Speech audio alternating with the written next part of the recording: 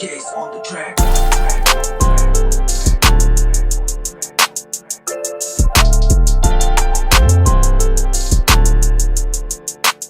What's up, man? This your boy Tuki, aka Mr. Navy 2 Wavy, man. And I am back once again for another YouTube video. And today I got Miss K from the Bay joining me, man. Y'all please follow her on her social medias. I will be sure to drop those down below somewhere. But without further ado, let's get into this video, man.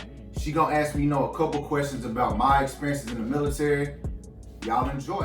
So, Miss K, what questions do you got for me today, man? All right. First and foremost, why did you enlist? Specifically, why the Navy? So, the reason I joined the Navy was because, I didn't know what I wanted to do when I graduated high school. I was 17 years old. Nobody in my family ever joined the military as well. And I just so happened to be at high school one day. I seen a Army recruiter first. He talked to me or whatever, but he lost me from the first meeting that I had with him because the only thing he was talking about was, war type stuff. And at 17 years old, I wasn't trying to hear about going to war or anything like that. And somehow I just stumbled upon the Navy recruiter's office. I mean, it was no real reason that I specifically wanted to join the Navy, but the military in general, because I just knew it had a lot to offer me. Did that answer your question? I mean, I guess that's enough. Okay. All right, fast forward. What did you do to prep for boot camp? Oh, I honestly didn't do anything. I was an athlete, in high school, so I was pretty much in shape. But when you go into the DEP program, I forgot exactly what it means, but it's just a period. So whenever you say you want to join the Navy, you have to go and meet with the recruiter once a week or once every 2 weeks. And they have some type of workouts every now and then that they'll have you guys do whenever when you have that meeting with them. Y'all will go outside or go to a track that's close to your recruiter's office, and they'll have little small a little exercises you guys will do. But me personally, just on my own, I didn't do any type of prepping for boot camp. I mean, I was young. I felt like I would be okay if I didn't do any kind of prepping. All right, next. What shocked you or stood out to you most during boot camp? Ooh, so what shocked me was definitely the separation factor. Just being away from home for the first time ever, and just being away from my family. It was really a mental shock for me. Just being away from that environment. But I mean, in boot camp in general, nothing really just shocked me because the recruiter did kind of tell me kind of how it would go or whatever. But the biggest shock for me was just that mental shock of being away from family. That was the hardest part that I had to deal with when I was in boot camp. So no culture shock. No, not culture shock. Where I came from, it was very, very diverse. I had all types of people, all walks of life. So that really wasn't a shock for me. Just being in a new environment like that. I mean, I didn't really have any culture shocks. Okay. So, what do you do now? So right now, I am in Monterey, California. It is Central California. I work at the Naval Postgraduate School. It is a postgraduate school for all officers of all branches, foreign and domestic. I am an IT specialist, so I work in the IT department. I do things such as just basic troubleshooting on computers. I work with the networks and servers of computers, and I also do a little bit of cybersecurity as well. Okay, so you talked about school.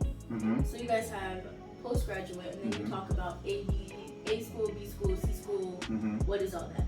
Okay, so A school is what everybody who joins the Navy has to go through. So A school is pretty much just them teaching you the basic knowledge of your job. So with me, I'm an IT. They told pretty much all we did was pretty much learn how to take a computer apart. We learned all of the components of the computers.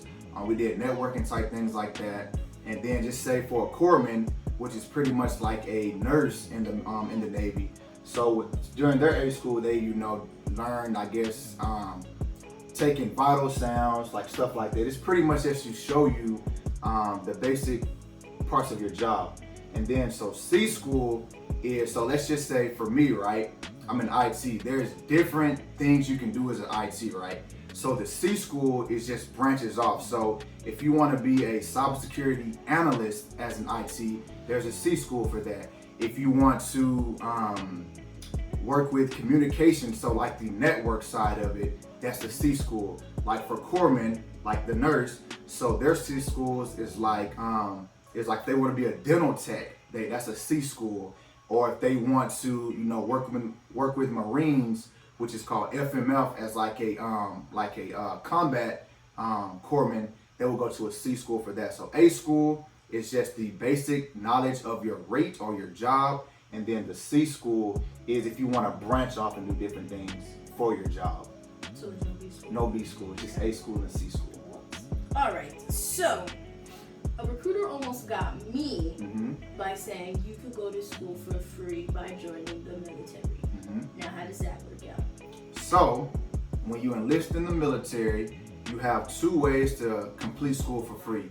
Number one, and the best way while you're active duty military, is you use tuition assistance, TA. So TA is pretty much like FAFSA. You can also use FAFSA while you're in the military as well. So you can use FAFSA and you can use TA. So pretty much TA is you're allotted a certain amount of credit hours per year. I think it's like 16 credit hours per year. That's 100% paid for by the military, and that goes all branches. And then you also have your GI Bill, which is about $80,000 of free money. There's really no reason to use the GI Bill while you're in the Navy because you can use TA. But GI Bill is really good for like your family members. If you have a wife, a husband, or if you have kids, after 6 years in service, and you, if you promised the Navy that you would do 10 years, then you can transfer that GI Bill to your to one of your family members. But yes, he was 100% correct. You can go to school 100% free. You can get your associate's degree, bachelor's degree, and also a master's degree 100% paid for while you're in the Navy. Nice. All right. So how do contracts work? So, contracts, right? Everybody know pretty much what a basic contract is. A basic contract is just a write-up of what you have to do, what you can't do while you're in a contract. So a Navy contract works out. They have 2 years, 4 years, and 6-year contracts. So I just recently did a 6-year contract back in February. So that was me promising the Navy that I will continue for 6 more years. I cannot get out under any circumstances. Well, there are certain circumstances. So let's just say if I get injured and it's an injury so bad to where I can't go back to full duty. No, it doesn't have to be you lose a leg or anything like that. Let's just say if I broke my arm or something like that and it didn't heal correctly.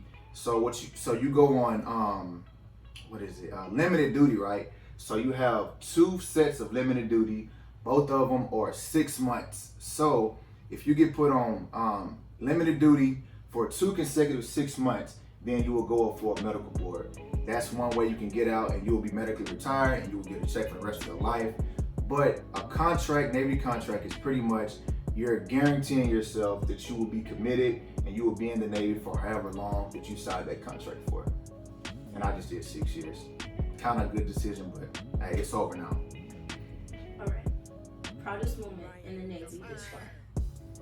My proudest moment would definitely have to be graduating from boot camp. You know, that pretty much set the standard, not even as a sailor, but just pretty much saying that I was a grown man at that point. You know, like I always say, I joined the military at 17 years old, and I've been on my own since I was 17 years old. But when I graduated from boot camp, seeing the way that my mother reacted to it and how proud she was that I was actually doing something with myself, and you know, joining the military is way bigger than myself. So this far, it definitely has to be when I graduated from boot camp.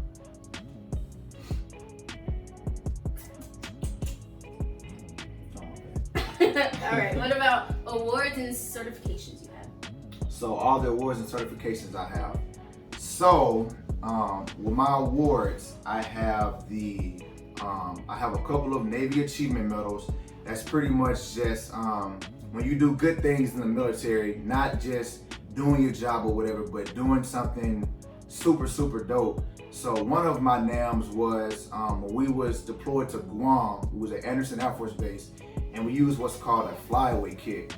Pretty much it's just a mobile network, and I was the first person ever in the Navy history to get that flyaway kit up at Guam Anderson Air Force Base.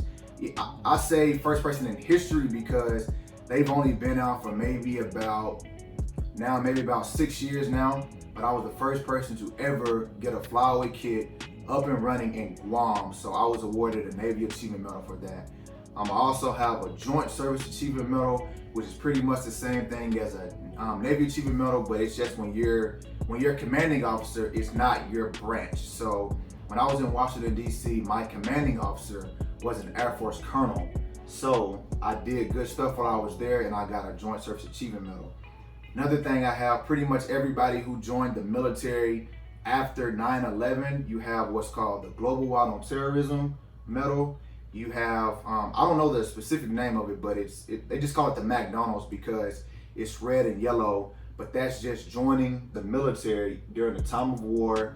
I have Bravo Zulus, which is a command-wide award to where your whole command did something outstanding. I have Good Conduct Awards, so you get those about every 3 years if you don't get into any trouble. And then I also have, my rifle and pistol ribbons that I got, sharpshooter on. And then for my certifications, I have my Security Plus, which is an IT certification. And then I also have my bachelor's degree in network operations. Okay. Chill out. I do what I can, All right. Last question. One thing you wish civilians were cautious of or knew of when joining the military, or just about you guys in general? I don't really know. Honestly, that was a good question.